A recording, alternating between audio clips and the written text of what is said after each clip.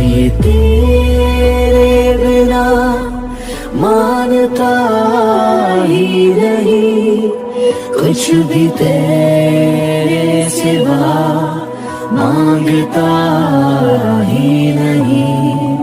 तू जरूरी सा है अब तो हर हाल में, इसके आगे कोई रास्ता ही नहीं।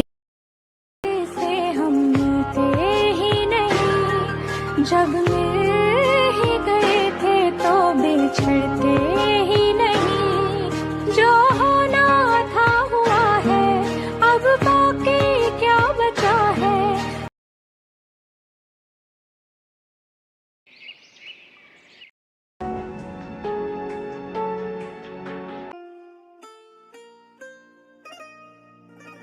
डॉक्टर, सब ठीक है ना?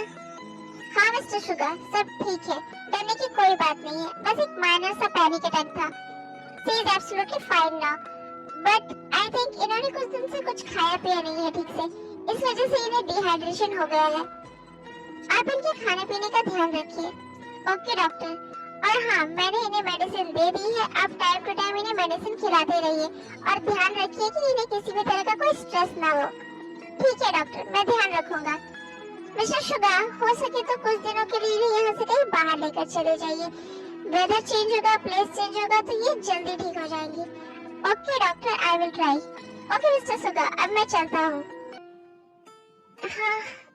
हाँ, शुगर, दे तुम उठो मत, तुम लेटी रहो, मैं यही हूँ।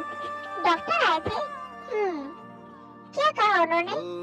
उन्होंने कहा कि ये जो छोटी सी बच्ची है ना, बहुत ज्यादा शरारती हो गई है, बिल्कुल अपना ध्यान नहीं रखती है, ना ही खाना खाती है, इसे पनिशमेंट की जरूरत है। तो मैंने उनको बोल दिया कि आप टेंशन मत लीजिए, मैं इसे अच्छे से पनिशमेंट दे दूंगा। शुगर, बेबी अब तुम जाओ, जल्दी से फ्रेश हो जाओ। आज से मैं सारा दिन तुम्हारे साथ रहूंगा, तुम्हारे खाने पीने का, मेडिसिन का, हर चीज का ध्यान मैं रखने वाला हूँ। कोई बहाना नहीं, जल्दी जाओ।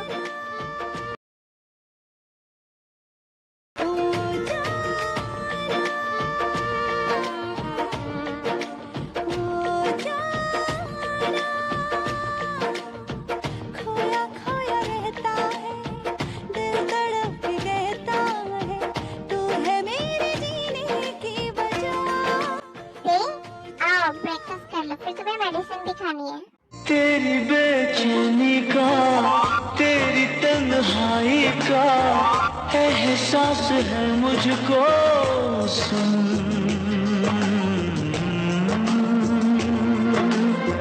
मैं जो साथ तेरे हूँ, फिर तुझे है कैसा गम, दर्द बांट लेंगे हम, सुन।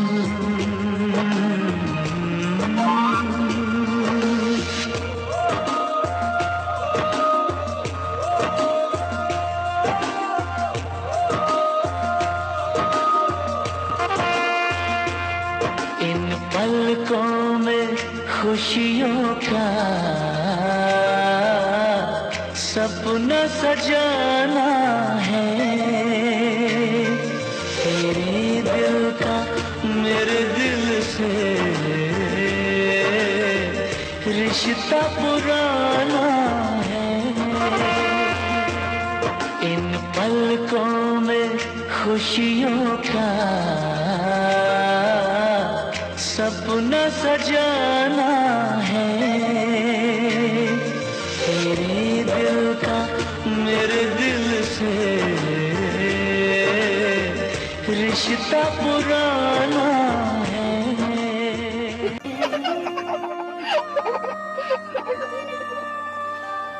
बस देख, मैं ऑलवेज तुम्हें ऐसे ही स्माइल करते हुए देखना चाहता हूँ, मैं तुम्हारी आंखों में कभी आंसू नहीं देख सकता। ये क्या बकवास कर रहे हो तुम?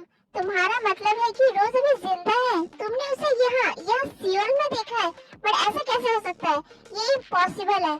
सर, मैं सच बोल रहा हूँ, मुझ पर ट्रस्ट करिए, मैंने रोज मैडम को सियोल में देखा है, वो इसी शहर में रह रही है।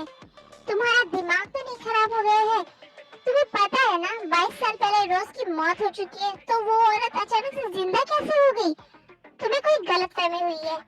माफ कीजिएगा सर, बट मैं सच बोल रहा हूँ, वो रोज मैडम ही है। जब मैंने उन्हें देखा तो मैंने हमारे आदमियों से उनके बारे में पता करवाया और जितना पता चला है उससे तो यही लग रहा है कि वो रोज मैडम ही है। अभी मुझे ज्यादा कुछ पता नहीं है उनके बारे में, बट हमारे लोग उनकी सारी इंफॉर्मेशन निकाल रहे हैं। ओह, इसका मतलब कि उस दिन रोज कार एक्सीडेंट में मरी नहीं थी और हम लोगों ने किसी और की बॉडी को रोज की बॉडी समझ लिया था। जी सर, लगता तो कुछ ऐसा ही है। अच्छा ये बताओ तुम्हारे पास और क्या इंफॉर्मेशन है रोज के बारे में? सर अभी हमारे लोग पता कर रहे हैं उनके बारे में और बहुत जल्द वो सारी इंफॉर्मेशन निकाल लेंगे। बट आज एक इंफॉर्मेशन मिली है मुझे। तो मेरा मुंह क्या देख रहे हो?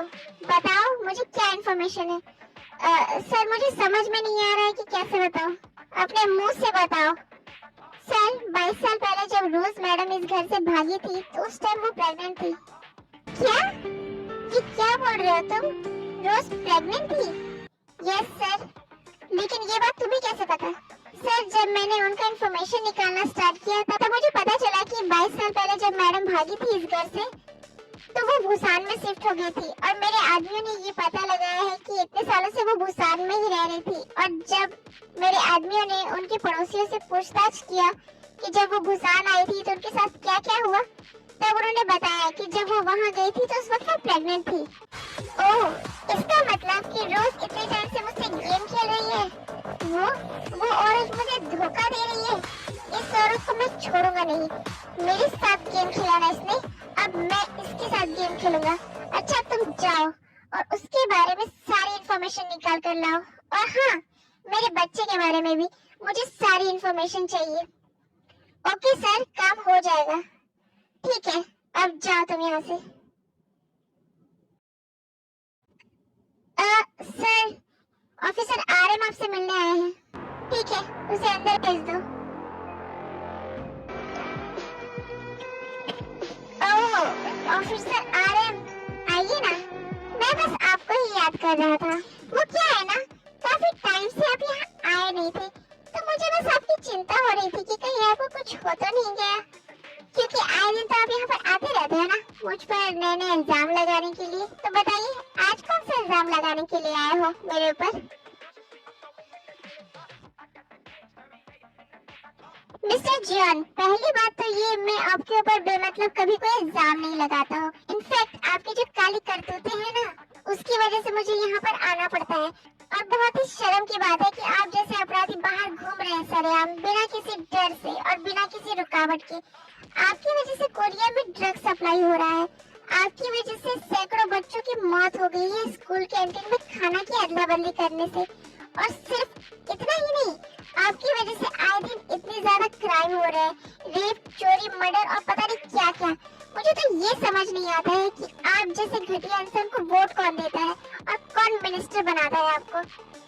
अरे ऑफिसर आरएम, मैं काफी ज्यादा बोर हो चुका हूँ तुम्हारी इन घिसी-पिटी बातों से। हर बार तुम यही सब बोलते हो। कुछ नया लेकर आओ जो मुझे भी सुनने में इंटरेस्टिंग लगे। वैसे भी बिना सबूत तुम मेरा कुछ भी नहीं बिगाड़ सकते, और सबूत तो तुम्हें कभी मिलने नहीं वाला है, क्योंकि मुझे सबूतों को मिटाना बहुत अच्छी तरीके से आता है। By the way officer RF, मुझे एक बात समझ में नहीं आती है। एक साल से तुम्हारी पोस्टिंग यहाँ सियोल में हुई है और तब से तुम मेरे पीछे हाथ धोकर पड़े हुए हो। आखिर क्यों? मैंने तुम्हारा ऐसा क्या बिगाड़ा है जो तुम मेरे पीछे ऐसे पड़े हुए हो? मिस्टर जॉन, मेरी तुमसे कोई पर्सनल दुश्मनी नहीं है। तुम्हारी इन काली करतूतों और तुम्हारी घटिया कामों की वजह से तुम मेरे नजरों में आ गए हो। आज तक तो मुझे तुम्हारे खिलाफ कोई सबूत नहीं मिला है, लेकिन अब देखना, तुम इस बार जेल में जरूर सड़ोगे और साथ में तुम्हारा बेटा भी। अच्छा, लेकिन कैसे? और मेरा बेटा कहाँ से आ गया बीच में? तुम उसकी बात क्यों कर रहे हो? पहले मैं चुप था क्योंकि मेरे पास कोई सबूत नहीं था, लेकिन इस बार बात मेरी बहन की है। इस बार मैं चुप नहीं बैठूंगा। तुम्हारे उस बेटे ने मेरी बहन के साथ बहुत गलत किया है। उसे ब्लैकमेल किया, उसे टॉर्चर किया, यहाँ तक कि उसे मोलेस्ट किया है उसने। तो अब मैं उसे कड़ी से कड़ी सजा दिलवा के रहूंगा। अरे ऑफिसर आर्यन, आप इतना हाइपर क्यों हो रहे हो? आपके 5 करोड़ आपका कब से वेट कर रहे हैं, जो आपने लेने से मना कर दिया था लास्ट टाइम। प्लीज इसे चुपचाप ले लीजिए और अपनी लाइफ को एंजॉय कीजिए। कब तक आप ये 2 कौड़ी की नौकरी करते रहोगे? और रही बात मेरे बेटे की, तो ऑफिसर समझो ना, अभी वो यंग है। आप तो जानते ही हो ना, यंग एज में ऐसी छोटी मोटी गलतियां हो जाती है। वैसे भी अगर वो इस एज में एंजॉय नहीं करेगा तो किस एज में एंजॉय करेगा? और रही बात उस लड़की की, तो आप उसे भी यहाँ ले आना, मैं उसे बहुत सारे पैसे दे दूंगा।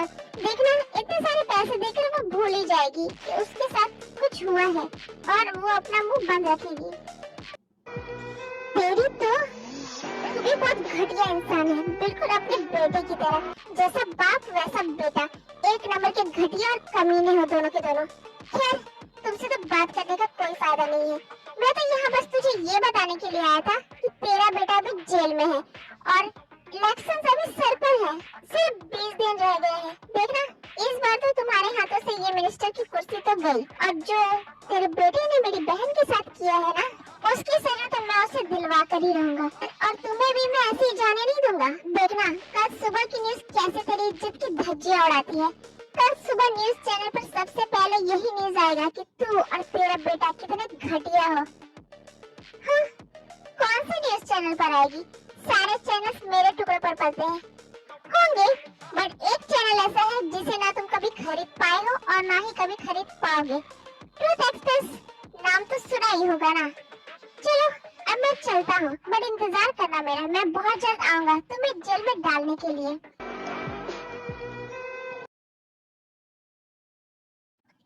What the hell? ये 2 कौड़ी का ऑफिसर खुद को समझता क्या है? इसने मुझ पर हाथ उठाया। और ट्रूथ एक्सप्रेस, ये तो वही चैनल है ना उस सुगा का। आई नो, ये सुगा तो कभी मेरे ऑफर को एक्सेप्ट नहीं करेगा। जंकुक, ये लड़का ऑलवेज मेरे लिए मुसीबत खड़ी कर देता है।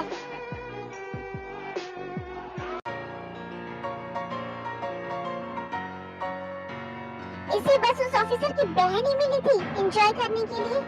इलेक्शंस नजदीक है, ऑपोजिशन को तो बस एक बहाना चाहिए मुझे फंसाने का। अब पता नहीं क्या होगा, मुझे कुछ न कुछ तो करना ही होगा। कैसे भी करके मुझे जल्द से जल्द जंगू को जेल से बाहर निकालना होगा। हेलो मिस्टर जियान, बोलिए। सुनो, मेरे बेटे को अभी के अभी जेल से बाहर निकालो। कुछ भी करो, कमिश्नर को खरीदो, जज को खरीदो, जो भी करना है करो, चाहे जितने भी पैसे लग जाए, बट जल्दी से जल्दी मेरे बेटे को जेल से बाहर निकालो। जितने भी पैसे लगे लगा दो, बट मेरा बेटा अभी के अभी जेल से बाहर होना चाहिए। ओके सर, आप फिक्र मत करिए, काम हो जाएगा। हम जंकुक सर को जल्द से जल्द बाहर निकाल लेंगे। गुड ऑफिसर आरएम, मैं तुम्हें तुम्हारे मंसूबों में कभी कामयाब नहीं होने दूंगा।